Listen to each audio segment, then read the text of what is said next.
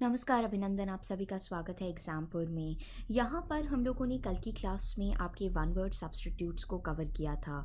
आपके जो important one word substitutes हैं जो कि आपके राजस्थान पटवार एग्ज़ाम के लिए पूछे जाते हैं, हम उन्हें एक बार देख रहे हैं। वैसे तो आपको इसका पीडीएफ प्रोवाइड हो जाएगा, लेकिन फिर भी कुछ कुछ वन वर्ड सब्स्टिट्यूट्स, कैसे उन्हें पढ़ना चाहिए, ये सारी चीज़ें आपको डेफिनेटली ध्यान में रखनी है। वैसे भी आपके राजस्थान पटवार के अंतर्गत जो जनरल इंग्लिश का सिलेबस आता है, बच्चे आपने ध्यान रखना है, उसके अंतर्गत वोकैब पे फोकस ज़्यादा रहता है, ग्रामर पे फोकस रहता है। जो अंग्रेज़ी भाषा में हम व्याकरण की गलतियाँ करते हैं, उस पे भी आपका फोकस रहता है। तो डेफिनेटली इन दोनों एलिमेंट्स को आपने अच्छी तरह से सुधारना है और देखना है, ठीक है।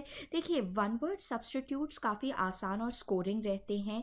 यदि आप अच्छी तरह से इनका अभ्यास करेंगे तो डेफिनेटली अधिकतर क्वेश्चंस आप बिल्कुल ठीक तरह से सॉल्व कर पाएंगे, ठीक है। देखिए, कुछ तरह के आपके वन वर्ड सब्स्टिट्यूट्स क्वेश्चंस कैसे रहते हैं, वो आपको एक सेंटेंस दे देंगे बच्चे, और वो आपको साथ में 4 ऑप्शंस देंगे और आपको एक ऑप्शन चूज करना पड़ेगा कि कौन सा सही ऑप्शन है, ठीक है। फिर दूसरा वो क्या कर देते हैं, दूसरा वो दे देते हैं कि आपको एक वाक्य में दे देंगे और वो कहेंगे कि ये जो मोटा बोल्ड में है शब्द, इसका क्या अर्थ हो जाता है। तो दोनों प्रकार से आपके वन वर्ड सब्स्टिट्यूशंस देखे जाते हैं। आगे आने वाले दिनों में हम राजस्थान पटवार के प्रीवियस ईयर्स के क्वेश्चंस को भी डिस्कस करेंगे, तब आप और अच्छी तरह से समझ पाएंगे ये सारी चीज़ें, और डेफिनेटली वो काफ़ी ज़्यादा हेल्पफुल भी रहेगा आपको, ठीक है। चलिए, अब देरी ना करते हुए फटाफट से स्टार्ट करते हैं आज के इस टॉपिक को। देखिए, कई बार वो क्या करेंगे, कई बार वो आपको शब्द दे देंगे और आपको उस शब्द का अर्थ पता होना चाहिए, ठीक है, वन वर्ड सब्स्टिट्यूट्स में, ठीक है। जैसे कि अगर मैं आपको कहती हूँ एग्नोस्टिक, ठीक है, अगर मैं आपको एक शब्द दे देती हूँ एग्नोस्टिक, तो एग्नोस्टिक का क्या अर्थ हो जाएगा बच्चे। एग्नोस्टिक का अर्थ हो जाता है एक ऐसा व्यक्ति जो भगवान में विश्वास नहीं करता है, एक ऐसा व्यक्ति जो धर्म के बारे में उसको लगता है कि धर्म नहीं है, भगवान नहीं है, ठीक है। तो एग्नोस्टिक का क्या अर्थ होता है, एग्नोस्टिक का अर्थ होता है एक ऐसा व्यक्ति जो कि भगवान की एग्जिस्टेंस को नहीं मानता है, उसे लगता है कि गॉड की एग्जिस्टेंस नहीं है, ठीक है। तो एक ऐसा व्यक्ति who is not believing in the existence of God, ठीक है। एग्नोस्टिक का क्या अर्थ हो जाएगा बच्चे, एग्नोस्टिक का अर्थ हो जाएगा एक ऐसा व्यक्ति जो कि भगवान की एग्जिस्टेंस पे भरोसा नहीं करता है। One who is not sure about, one who is not sure about, not sure about, sure about existence of God, not sure about existence of God, existence of God, ठीक है बच्चे। तो ऐसा व्यक्ति जो कि भगवान की एग्जिस्टेंस पे या तो बिलीव नहीं करता है, उसके लिए हम एग्नोस्टिक शब्द का प्रयोग करेंगे। तो आपके एग्जाम में वो आपको ये शब्द दे देंगे, आपको इस शब्द का सही जवाब चुनना होगा, ठीक है। या फिर वो आपको दे देंगे one who is not sure about existence of God, तो उसके लिए क्या होता है। अच्छा बच्चे, यहाँ पर याद रखिएगा कि निहिलिस्ट या निहिलिज्म का अर्थ होता है ऐसा व्यक्ति जो कि कहता है कि ज़िंदगी के कोई मायने नहीं है, ठीक है। अक्सर हम इन दोनों शब्दों में कंफ्यूज हो जाते हैं। निहिलिज्म का अर्थ होता है कि ऐसी स्टडी, एक ऐसी सोच जो कि मानती है that the existence is futile. क्या क्या मानती है कि हमारी जो एग्जिस्टेंस है, एग्जिस्टेंस इज फ्यूटाइल। इसका क्या अर्थ हो गया, देखिए, जैसे ये लोग कहेंगे कि अंबानी भी मर जाएंगे, ठीक है, और एक भिखारी भी मर जाएगा, तो जीने का क्या फायदा है, जीने का क्या लक्ष्य है, ठीक है। तो कंफ्यूज मत होना, निहिलिज्म दूसरा हो जाता है, एग्नोस्टिक आपका दूसरा हो जाता है, ठीक है। इसी प्रकार से वो आपके पूछते रहते हैं, जैसे वो आपको कह देंगे एक ऐसा व्यक्ति जो दोनों हाथों से निपुणता के साथ लिख सके। हमारे कई सारे ऐसे राष्ट्र लीडर्स रह चुके हैं जो दोनों हाथों से लिख देते थे, ठीक है। तो एक ऐसा व्यक्ति who is competent to write with both hands, one who is competent to write with both hands, one who is competent to write with both hands, to write with both hands, दोनों हाथों से, right with both hands, वो दोनों हाथों से बच्चे लिख सकते हैं। यानी कि देखिए अक्सर क्या होता है, अक्सर या तो हम लेफ्ट साइडेड होते हैं, या तो हम अपने लेफ्ट हैंड से लिखते हैं, या क्या होता है कि हम अपने राइट हैंड से लिखते हैं, ठीक है। लेकिन एक ऐसा व्यक्ति जो अपने दोनों हाथों से लिख सकता हो, ठीक है, एक ऐसा व्यक्ति जो अपने दोनों हाथों से लिख सकता हो, one who is competent to write with both hands, दोनों हाथों से लिखने में निपुण हो, ऐसे व्यक्ति के लिए हम क्या कहेंगे, ऐसे व्यक्ति के लिए हम एम्बीडेक्स्टरस शब्द का प्रयोग करेंगे। हम कौन से शब्द का प्रयोग करेंगे, एम्बीडेक्स्टरस, इसकी स्पेलिंग्स भी ध्यान में रखिएगा, एम्बीडेक्स्टरस, एम्बीडेक्स्टरस का अर्थ होता है ऐसा व्यक्ति जो कि निपुण है दोनों हाथों से लिखने के लिए, एक ऐसा व्यक्ति who is competent to write with both hands, ठीक है, एक ऐसा व्यक्ति जो दोनों हाथों से बहुत ही बेहतरीन तरीके से लिख सके, उसके लिए बच्चे हम एम्बीडेक्स्टरस शब्द का प्रयोग करते हैं, ठीक है। तो ये चीज आपने यहाँ पर याद रखनी है, ठीक है। एम्बीडेक्स्टरस एक ऐसा व्यक्ति जो अपने दोनों हाथों से लिख सके, ठीक है। अब यहाँ पर आपको याद रखना है कि आपके और इम्पॉर्टेंट जो वन वर्ड सब्स्टिट्यूट्स आते हैं, अगर कोई कहता है कि एक व्यक्ति अपने जो रिलीजन है उसको छोड़ के एक दूसरे रिलीजन की तरफ चला जाता है, so a person who has changed his faith, a person who has changed his faith, a person who has changed his faith, ठीक है, a person who has changed his faith, मतलब कि अपने धर्म को उन्होंने क्या कर दिया है बच्चे, अपने धर्म को उन्होंने चेंज कर दिया है। a person who has changed his faith, अपने धर्म को वो छोड़ बैठे हैं। देखिए, या फिर वो क्या कर रहे हैं, जो अपने स्टेट को छोड़ बैठे हैं, तो वो क्या चले गए हैं, वो ऑपोजिट स्टेट चले गए हैं, या ऑपोजिट अपने धर्म के चले गए हैं। यहीं से आप याद रख सकते हैं कि ऐसे व्यक्ति को अपोस्टेट कहेंगे। ऐसे व्यक्ति को क्या कहेंगे बच्चे, ऐसे व्यक्ति के लिए हम अपोस्टेट शब्द का प्रयोग करेंगे।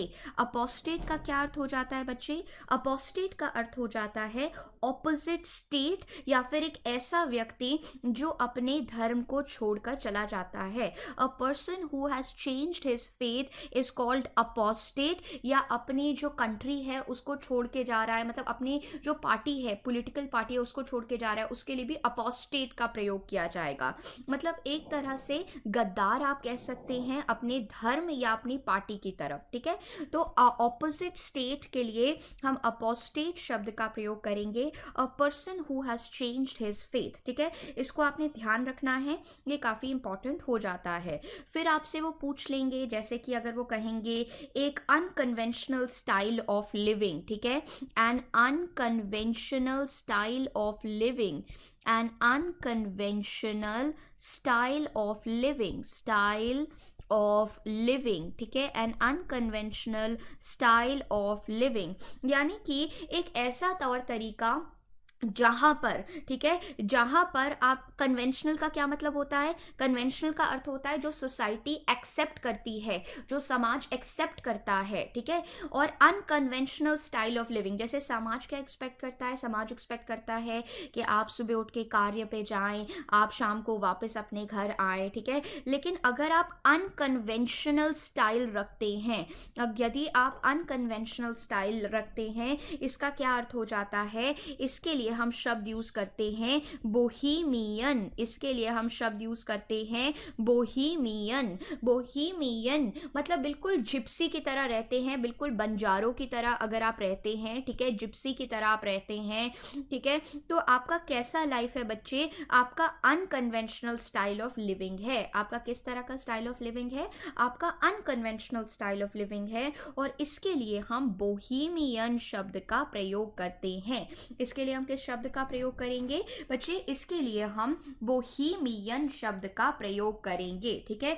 इसके लिए हम बोहीमियन शब्द का प्रयोग करेंगे। बोहीमियन का अर्थ होता है एक बहुत ही अनकन्वेंशनल, एक बहुत ही अनकन्वेंशनल स्टाइल ऑफ लिविंग, ठीक है, एक बहुत ही अनकन्वेंशनल स्टाइल ऑफ लिविंग के लिए बच्चे हम बोहीमियन शब्द का प्रयोग करते हैं, ठीक है। इसको आपने ध्यान में रखना है।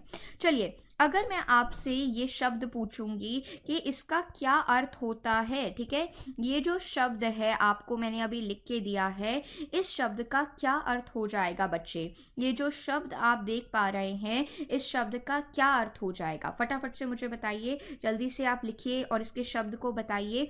देखिए बच्चे, इसका क्या अर्थ हो जाता है? ग्राफ का अर्थ होता है लिखने से, ठीक है, लिखने से, राइटिंग से। कैकोग्राफिस्ट, कैकोग्राफिस्ट एक ऐसा व्यक्ति जिसका लेख मतलब हैंड राइटिंग बहुत बुरी है या फिर वो मात्राओं में बहुत ज़्यादा गलती करते हैं, ठीक है। So one who is bad, one who is bad in spellings, one who is bad, ठीक है, एक ऐसा व्यक्ति one who is bad in spellings, उसके लिए बच्चे हम क्या करेंगे? उसके लिए हम लोग कैकोग्राफिस्ट शब्द का प्रयोग करेंगे। एक ऐसा व्यक्ति जो कि बुरा है स्पेलिंग्स में, जो कि गलतियां करता है मात्राओं में, तो एक ऐसा व्यक्ति who is bad at spellings, उसके लिए बच्चे हम कैकोग्राफिस्ट शब्द का प्रयोग करेंगे। कैकोग्राफिस्ट का क्या अर्थ हो जाता है बच्चे? कैकोग्राफिस्ट का अर्थ हो जाता है जो लिखने में मतलब स्पेलिंग्स में, मात्राओं में, मात्रा में बहुत ज़्यादा गलतियां करता है, ठीक है, तो वो कैकोग्राफिस्ट कहलाता है। उसको हम क्या कहेंगे? उसको हम कैकोग्राफिस्ट कहेंगे। उसको हम क्या कहेंगे बच्चे? उसको हम कैकोग्राफिस्ट कहेंगे। क्या कहेंगे? उसके लिए हम कैकोग्राफिस्ट शब्द का प्रयोग करेंगे। इसको आपने ध्यान में रखना है, ये ज़रूरी हो जाता है। फिर बच्चे आपका एक और कॉमन शब्द आता है, एक ऐसा व्यक्ति जो कि बहुत ही ज़्यादा कट्टर होता है, ठीक है, एक ऐसा व्यक्ति जो कि बहुत ज़्यादा कट्टर होता है, ठीक है, अ person who blindly follows an idea, या एक ऐसा व्यक्ति, अ person who is blindly devoted, ठीक है, अ person who is blindly devoted, a person who is blindly devoted to an idea, a person who is blindly devoted to an idea, एक ऐसा व्यक्ति जो बहुत ही ज़्यादा ब्लाइंड फॉलोअर होता है, कट्टर होता है किसी चीज़ से रिलेटेड, उसके लिए बच्चे हम किस शब्द का प्रयोग करते हैं? उसके लिए हम शोविनिस्ट शब्द का प्रयोग करेंगे। उसके लिए हम कौन से शब्द का प्रयोग करेंगे बच्चे? उसके लिए हम शोविनिस्ट शब्द का प्रयोग करेंगे। शोविनिस्ट का क्या अर्थ हो जाता है बच्चे? शोविनिस्ट का अर्थ हो जाता है एक ऐसा व्यक्ति जो कि बहुत ही ज़्यादा कट्टर है, ब्लाइंडली फॉलो करता है एक आइडिया को, मतलब सोचता समझता नहीं है क्या ये अच्छा आइडिया है, क्या ये बुरा आइडिया है, क्या ये बेहतर हो सकता है, ठीक है, तो एक ऐसा व्यक्ति जो कि बहुत ही कट्टर तरीके से एक आइडिया को फॉलो करता है, उसके लिए बच्चे हम शोविनिस्ट शब्द का प्रयोग करते हैं, ठीक है। इसको आपने ध्यान रखना है, ये अक्सर आपके कॉम्प्रिहेंशन पैसेजेस में भी देखा जाता है, ठीक है। अच्छा, अब एक ऐसा व्यक्ति या फिर एक ऐसी चीज़ जो कि आकर्षण का केंद्र बन गई है, ठीक है, एक ऐसी चीज़, one who is, one who is the center of attraction, one who is a center of attraction, one who is a centre of attraction, मतलब आकर्षण का केंद्र है, one who is a centre of attraction, आकर्षण का कोई केंद्र बन गई है बच्चे, उसके लिए हम किस शब्द का प्रयोग कर सकते हैं? उसके लिए हम साइनजोर शब्द का प्रयोग कर सकते हैं, उसके लिए हम साइनजोर शब्द का प्रयोग कर सकते हैं। इसे आप याद रख सकते हैं, डायनासोर, डायनासोर जो थे जीव, वो बहुत ही ज़्यादा पॉपुलर हो गए थे, वो एक आकर्षण का केंद्र बन गए थे, ठीक है, डायनासोर से साइनोसोर, डायनासोर से साइनोसोर, साइनोसोर एक ऐसा व्यक्ति जो कि आकर्षण का केंद्र होता है, ठीक है, मतलब सबकी अटेंशन उसी के ऊपर जाती है, ठीक है, तो ये आप याद रख सकते हैं, cynosure, one who is the centre of attraction, one who is the centre of attraction, one who is the centre of attraction, उसके लिए बच्चे हम साइनोसोर शब्द का प्रयोग करेंगे, ठीक है, तो ये चीज़ आपने यहाँ पर ध्यान में रखनी है। अच्छा बच्चे, अब ये तो हो गए, इस तरह से आपके कुछ वन वर्ड सब्स्टिट्यूट्स पूछे जाते हैं। अब आपको ध्यान रखना है कि अक्सर आपके कुछ ऐसे शब्द वो दे देंगे, जैसे कि अगर वो आपको लिख देंगे, इस तरह से आपको लिख देंगे, और ये एक बहुत ही कॉमन वन वर्ड सब्स्टिट्यूट है जो कि राजस्थान पटवार एग्जाम के लिए ज़रूरी भी है, ठीक है, यदि वो आपको लिख देते हैं और यूपी कांस्टेबल के एग्जाम में भी ये आपका पूछा जा चुका है, ठीक है। use of mild words, use of mild words, use of mild words in place of words required, use of mild words in place of harsh words, in place of harsh words, ठीक है। देखिए, यानी कि मैं कहती हूँ, जैसे अगर अगर कोई मर जाता है, ठीक है, तो हम ये नहीं कहते हैं वो मर गया, हम क्या कहते हैं, वो चल बसे। हम क्या कहते हैं, वो चल बसे। तो बच्चे, जब हम एक कोमल शब्द का प्रयोग करते हैं, जब हम क्या कर रहे हैं, जब हम कोमल वचन का प्रयोग कर रहे हैं बच्चे, जब हम कोमल वचन का प्रयोग कर रहे हैं, तो फिर हम मतलब हम कह सकते हैं, जैसे ये अगर आप में से किसी ने काम किया है तो आपको पता होगा कि अधिकतर लोग ये नहीं कहते कि हम लोगों ने उसको फायर कर दिया, हमने उसको नौकरी से निकाल दिया। वो कहते हैं we let him go, we let him go. वो लोग क्या कहते हैं, वी लेट हिम गो, मतलब हमने उन्हें जाने दिया। इसका अर्थ यही होता है कि नौकरी से निकाल दिया। लेकिन बच्चे, आपने यहाँ पर याद रखना है कि इस पर्टिकुलर केस में जब आप फायर नहीं कह रहे हैं, नौकरी से निकालना नहीं कह रहे हैं, लेकिन कह रहे हैं वी लेट हिम गो, या आप ये नहीं कह रहे हैं वो मर गया, लेकिन आप कह रहे हैं वो चल बसे, तो ये क्या हो जाता है बच्चे, ये हो जाता है यूफेमिज्म। ये क्या हो जाता है बच्चे, ये हो जाता है यूफेमिज्म। यूफेमिज्म का अर्थ होता है जब आप एक माइल्ड शब्द का प्रयोग करते हैं फॉर अ हार्श वर्ड, ठीक है। एक आप मतलब बिल्कुल जो डायरेक्ट, हार्श, हार्श यानी कि बहुत ही डायरेक्ट, क्रूर शब्द की जगह आप कोमल वचन का प्रयोग करते हैं बच्चे। आप कोमल वचनों का जब प्रयोग करेंगे उसको हम यूफेमिज्म कहेंगे, ठीक है। उसको हम क्या कहेंगे, उसको हम यूफेमिज्म कहेंगे। जैसे हम ये नहीं कहते हैं ये मंत्री बिल्कुल ही ये मंत्री जो है ये बहुत ही खराब काम कर रहा है, हम कहेंगे ये मंत्री इतने ज़्यादा कॉम्पिटेंट नहीं लगे। तो ये एक यूफेमिज्म हो गया, कहने का तात्पर्य वही है लेकिन आप थोड़े कोमल वचनों में कह रहे हैं, ठीक है। तो जब आप कोमल वचन का प्रयोग करते हैं, जबकि हार्श आप बोल सकते हैं, उसके लिए बच्चे हम यूफेमिज्म शब्द का प्रयोग करेंगे, ठीक है। उसके लिए हम किसका प्रयोग करेंगे बच्चे, उसके लिए हम यूफेमिज्म शब्द का प्रयोग करेंगे, ठीक है। ये आपने याद रखना है। एक और क्वेश्चन जो आपके वन वर्ड सब्स्टिट्यूट के लिए काफ़ी इंपॉर्टेंट है, अगर मैं कहती हूँ कि किसी ने साहित्यिक चोरी की है, अगर मैं कहती हूँ stealing from the writings of others, stealing from the writings of others, stealing from the writings of others, दूसरों की राइटिंग से चोरी करना, यानी कि आप क्या कर रहे हैं बच्चे, यानी कि आप क्या कर रहे हैं, आप साहित्यिक चोरी कर रहे हैं। आप क्या कर रहे हैं बच्चे, आप साहित्यिक चोरी कर रहे हैं। आप किस तरह की चोरी कर रहे हैं, आप साहित्यिक चोरी कर रहे हैं। तो उसके लिए हम किस शब्द का प्रयोग करेंगे, उसके लिए हम प्लेजरिज्म शब्द का प्रयोग करते हैं। ध्यान दीजिएगा, इसकी स्पेलिंग्स भी इंपॉर्टेंट है बच्चे। इसके लिए हम प्लेजरिज्म,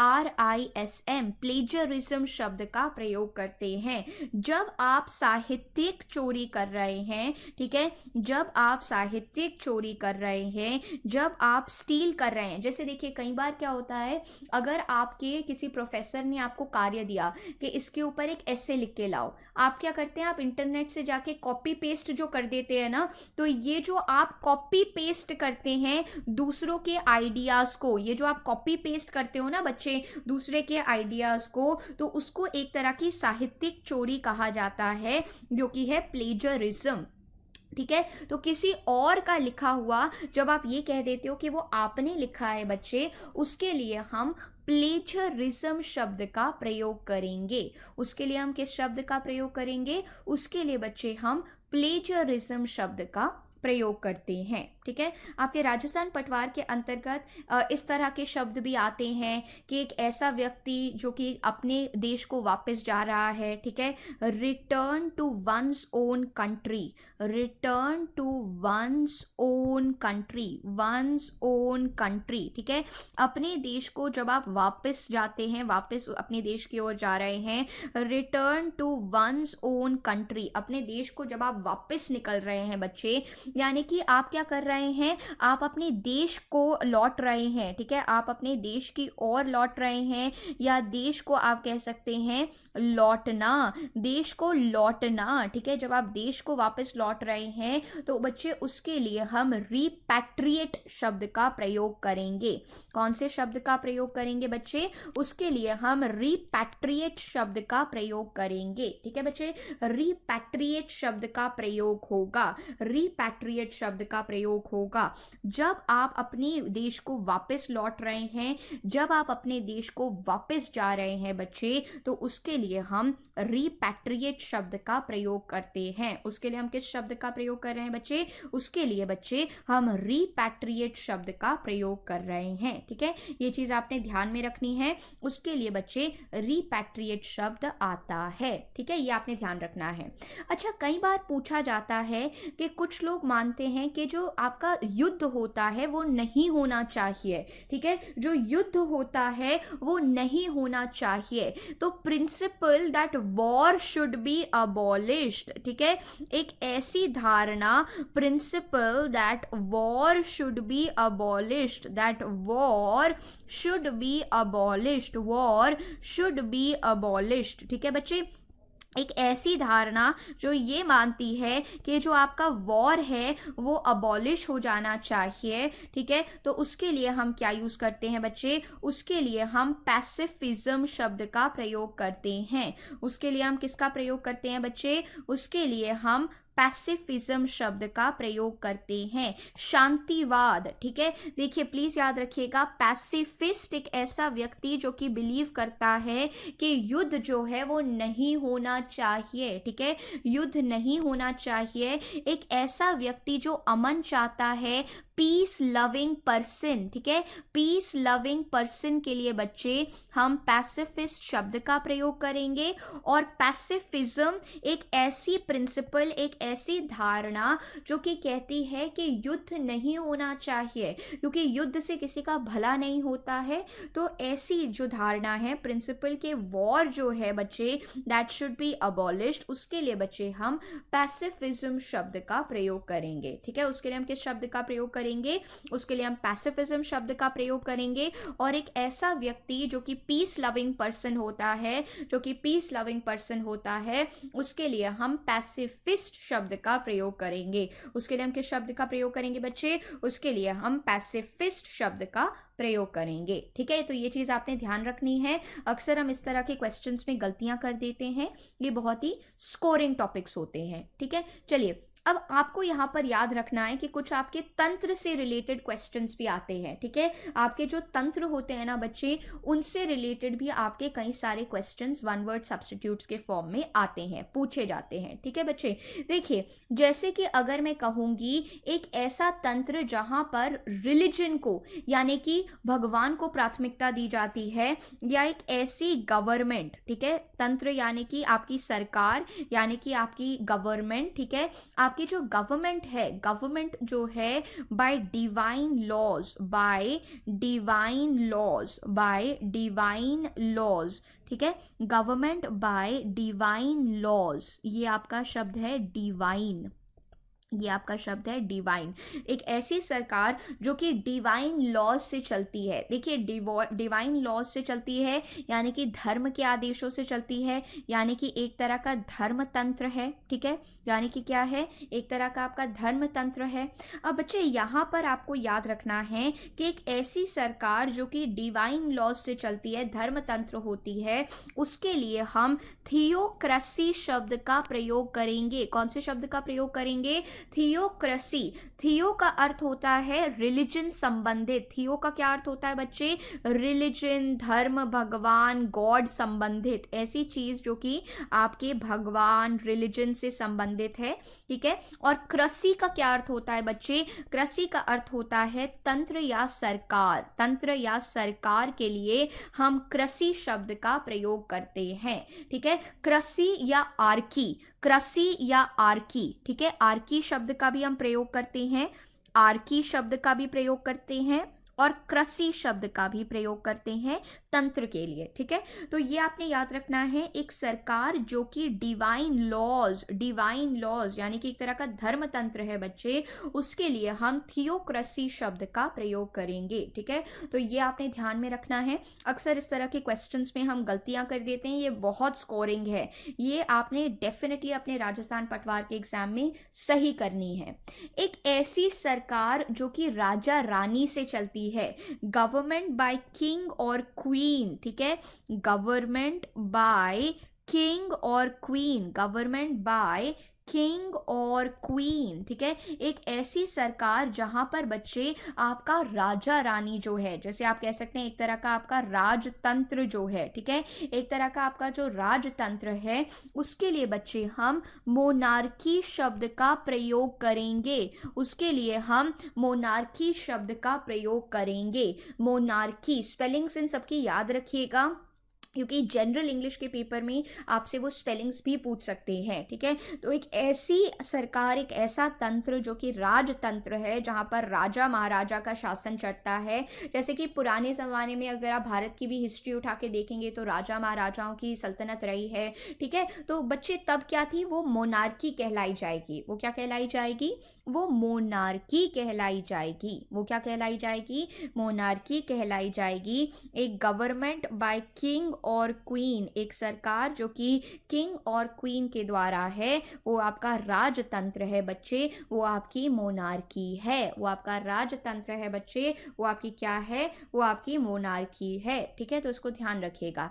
अच्छा बच्चे, अब अगर कोई सरकार है, ठीक है, अब अगर मैं कहती हूँ कि कोई सरकार है जो कि बहुत ही थोड़े लोगों के द्वारा है, government by a few people, government by a few people, government by a few people, ठीक है। एक ऐसी सरकार जो कि बहुत ही थोड़े लोगों के द्वारा है, ठीक है, जो कि बहुत ही थोड़े लोगों के द्वारा है, ठीक है। एक ऐसी सरकार जो कि अल्पतंत्र है, ठीक है। एक ऐसी सरकार जो कि आपका क्या है बच्चे, जो अल्पतंत्र है, ठीक है, जो आपकी अल्पतंत्र है, उसके लिए मैं किस शब्द का प्रयोग कर सकती हूँ।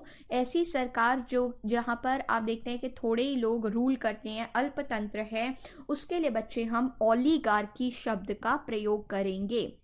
उसके लिए हम ओलिगार्की शब्द का प्रयोग करेंगे। ओलिगार्की का क्या अर्थ हो जाता है, एक सरकार जो कि बहुत ही थोड़े लोगों के द्वारा होती है बच्चे, उसके लिए हम ओलिगार्की शब्द का प्रयोग करते हैं, ठीक है। एक सरकार जो कि बहुत ही थोड़े लोगों के द्वारा है, उसके लिए बच्चे हम ओलिगार्की शब्द का प्रयोग करेंगे। Oligarchy, government by a few people, government by a few people, उसके लिए बच्चे हम ओलिगार्की शब्द का प्रयोग करेंगे, ठीक है। तो ये आप ध्यान दीजिएगा, ये ज़रूरी हो जाता है, ओलिगार्की, ओलिगार्की, ठीक है। अच्छा बच्चे, अब एक ऐसा व्यक्ति जो कि किताबों से बहुत नफरत करता है, ठीक है, एक ऐसा व्यक्ति जो किताबों से बहुत नफरत करता है, हेटर ऑफ बुक्स, ठीक है, हेटर ऑफ बुक्स, ठीक है, किताबों से बहुत ज़्यादा नफरत करता है, पुस्तक के तरफ बहुत ही ज़्यादा हेट्रेड होती है। देखिए, हेट्रेड के लिए हम शब्द यूज़ कर सकते हैं मीसो। हेट्रेड यानी कि जब आपको नफरत होती है, आप द्वेष रखते हैं, उसके लिए मीसो यूज़ कर सकते हैं। और बुक्स के लिए बच्चे हम बिब्लियो शब्द यूज़ कर सकते हैं। बुक्स के लिए हम कौन सा शब्द यूज़ कर सकते हैं बच्चे, बुक्स के लिए हम बिब्लियो शब्द का प्रयोग कर सकते हैं। तो hater of books, hater of books क्या हो जाएगा बच्चे, हेटर ऑफ बुक्स हो जाएगा misobiblic. Hater of books क्या हो जाएगा बच्चे, हेटर ऑफ बुक्स हो जाएगा misobiblic. Hater of books क्या हो जाएगा, मीसो बिब्लिक, ठीक है। पुस्तक से द्वेष करने वाला, पुस्तक द्वेषी, पुस्तक द्वेषी, hater of books is a misobiblic, ठीक है, misobiblic. So misobiblic, hater of books, ठीक है। ठीक उसी तरह से अगर आपका हेटर ऑफ लर्निंग है, ठीक है, अगर आपका हेटर ऑफ लर्निंग है, अगर आपका हेटर ऑफ लर्निंग है बच्चे, अगर आपका हेटर ऑफ लर्निंग है, ठीक है, हेटर ऑफ लर्निंग है, तो उसको हम कहेंगे, मतलब शिक्षा द्वेषी है वो क्या करता है, वो शिक्षा को पसंद नहीं करता है, वो क्या हो रहा है, वो शिक्षा द्वेषी हो रहा है। तो उसके लिए बच्चे हम यूज़ करेंगे मीसोलॉजिस्ट। उसके लिए हम क्या यूज़ करेंगे? मीसोलॉजिस्ट, मतलब कि शिक्षा को नहीं पसंद कर रहा, वो शिक्षा की तरफ क्या कर रहा है बच्चे? शिक्षा की तरफ द्वेष रख रहा है, शिक्षा द्वेषी जो होता है उसके लिए बच्चे हम मीसोलॉजिस्ट शब्द का प्रयोग करेंगे। शिक्षा द्वेषी जो है उसके लिए बच्चे हम मीसोलॉजिस्ट शब्द का प्रयोग करेंगे। मीसोलॉजिस्ट शब्द का प्रयोग होगा शिक्षा द्वेषी के लिए, ठीक है। ठीक उसी तरह से अगर हम कह देते हैं हेटर ऑफ मैरिज, ठीक है, अगर हम कह देते हैं हेटर ऑफ मैरिज, ठीक है, अगर हम कहते हैं that this person is a hater of marriage, तो वो क्या है बच्चे? वो है मीसोगैमिस्ट। वो क्या है बच्चे? वो है मीसोगैमिस्ट। मीसो यानी कि हेटर, गैम का अर्थ हो जाता है शादी से संबंधित। तो जो विवाह द्वेषी होता है, जो विवाह द्वेषी होता है या फिर शादी की तरफ द्वेष रखता है, हेटर ऑफ मैरिज होता है, उसे मीसोगैमिस्ट कहते हैं। ये भी आपके राजस्थान पटवार में आ सकता है, तो आप ध्यान रखिएगा। उसके लिए बच्चे हम मीसोगैमिस्ट शब्द का प्रयोग करेंगे, ठीक है, मीसोगैमिस्ट शब्द का प्रयोग करेंगे। तो इसी तरह से आपने याद रखना है कि आपके वन वर्ड सब्स्टिट्यूट्स पूछे जाते हैं। आगे आने वाले टाइम पे आपकी कंबाइंड क्लास, जो कि एक थोड़ी बड़ी मैराथन क्लास होगी, जिसके अंतर्गत आपका जो इम्पॉर्टेंट वोकैब कंपोनेंट है उसे हम स्पेशल क्लास के फॉर्म में कंप्लीट करा देंगे। देखिए, आपने याद रखना है कि राजस्थान पटवार एग्जाम के लिए 4 चीज़ों पे आपका फोकस केंद्रित होना चाहिए। आपके सिनोनिम्स, एंटोनिम्स, आपकी general vocabulary, idioms and phrases से रिलेटेड, ठीक है, इडियम्स एंड फ्रेजेस से रिलेटेड। तो वन वर्ड सब्स्टिट्यूट्स आपके वर्ड मीनिंग्स में पूछे जा सकते हैं। फिर आपके अपठित गद्यांश, अनसीन पैसेज आएगा, और लास्टली आपका ग्रामर से रिलेटेड क्वेश्चंस पूछेंगे कॉमन एरर्स के फॉर्म में, ठीक है। तो सिलेबस से मत भटकिएगा, ये आपका सिलेबस है जो कि आपके राजस्थान पटवार एग्जाम के लिए ज़रूरी है। अगर कोई डाउट होगा और तो उसे भी बता दीजिएगा। कल की क्लास में हम लोग एक नए टॉपिक को स्टार्ट करेंगे। बहुत बहुत धन्यवाद।